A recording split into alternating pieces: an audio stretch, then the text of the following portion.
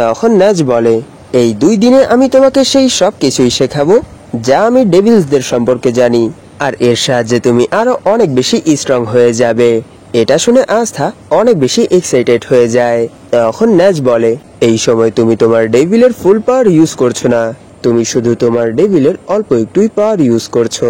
এই জন্য আমরা এখানে ডেভিল বাইন্ডিং রিচুয়াল করব, আর এর সাহায্যে তুমি তোমার ডেভিলের ফুল পাওয়ার ইউজ করতে পারবে, আর এরই সাথে তুমি তার পাওয়ারকে নিজের করে নিতে পারবে। আর এটা একটা ফরবিডেন রিচুয়াল, যার সাহায্যে একটা পার্সন ডেভিলের পাওয়ারকে পুরোপুরি নিজের করে নিতে পারে। আর যখনই এই রিচুয়াল কমপ্লিট হয়ে যাবে তখনই তুমি তোমার ডেভিলের ফুল পাওয়ার ইউজ করতে পারবে। আর এই রিচুয়ালের মধ্যে তোমাকে তোমার ডেভিলের সাথে কানেক্ট হতে হবে।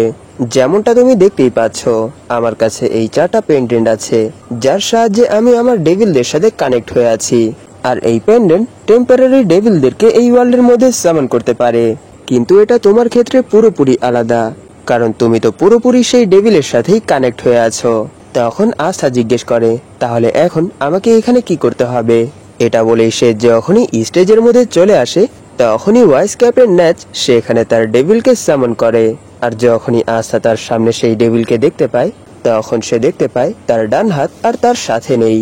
তখন সেই ডেভিল বলে, আমি ভাবিনি যে তুমি আমাকে কখনো তোমার ভেতর থেকেও বাহিরে আসতে দেবে। তখনই ভাইস ক্যাপ্টেন ন্যাচ বলে, এখন তোমাকে এই ডেভিলের সাথে ফাইট করতে হবে, আর এরই সাথে জিততেও হবে। আর যদি তুমি এখানে এই ডেভিলকে হারিয়ে দিতে পারো তাহলে তুমি এই ডেভিলের ফুল পাওয়ার ইউজ করতে পারবে, আর এই ডেভিলও তোমার সব কথা মানবে। তখনই আস্থা সেই ডেভিলকে বলে, আমার তো এই জিনিসটা বিশ্বাসই হচ্ছে না যে এটাই তোমার অরিজিনাল ফর্ম। আর আমি তো তোমাকে অনেক সময় ধরেই একটা কথা বলতে চাচ্ছি যে এই পর্যন্ত আমাকে সাহায্য করার জন্য তোমাকে ধন্যবাদ। তোমার সাহায্যের জন্যই আমি এই পর্যন্ত যতগুলো ফাইট করেছি সবগুলোতেই জিতেছি। আর আমি আজ পর্যন্ত যতগুলো ফাইটে জিতেছি সেই সবগুলো ফাইট শুধু তোমার জন্যই জিততে পেরেছি। এই সব কিছুর জন্যই তোমাকে অসংখ্য ধন্যবাদ।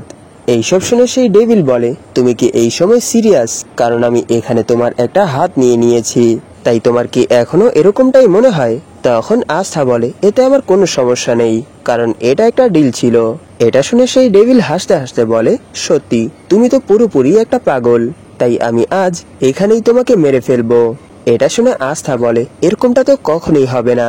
আর দাঁড়াও 1 মিনিট, আমার এখনই আমাদের ফার্স্ট কনভারসেশনের কথা মনে পড়েছে, যে তুমি আমাকে বলেছিলে যে আমার মতো একটা ছোট পার্সন কখনোই কোনো ফাইটের মধ্যে জিততে পারবে না, কিন্তু তুমি এখানে তোমাকে দেখো, তুমি তো আমার থেকেও ছোট, তাই আমি এখানে তোমার সামনে কখনোই হারবো না।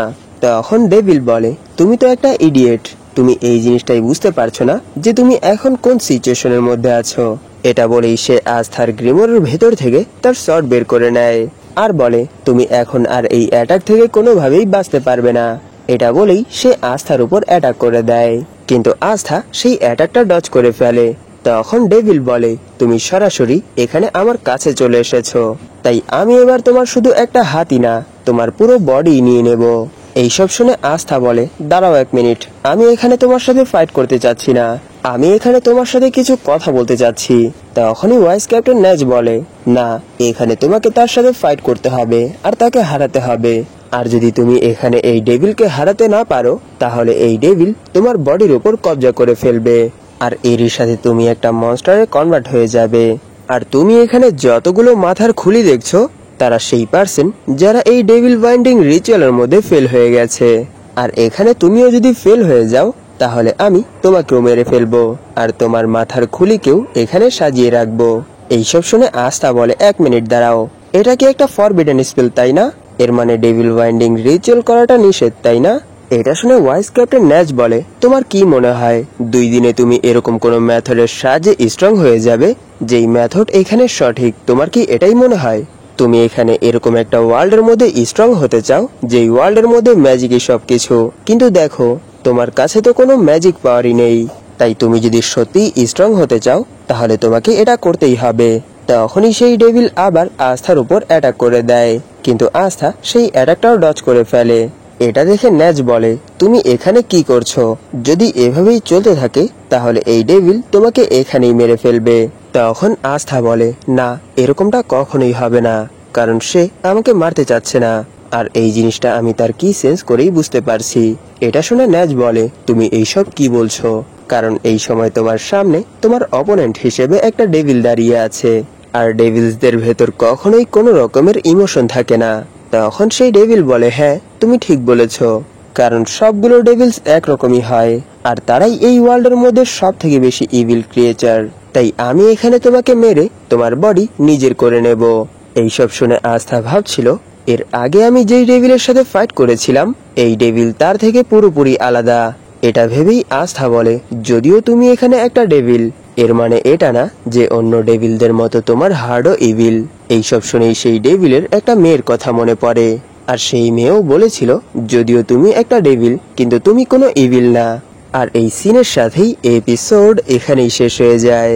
ধন্যবাদ আপনাদের এই পর্যন্ত দেখার জন্য। তাহলে দেখা হবে এর পরের এপিসোডে।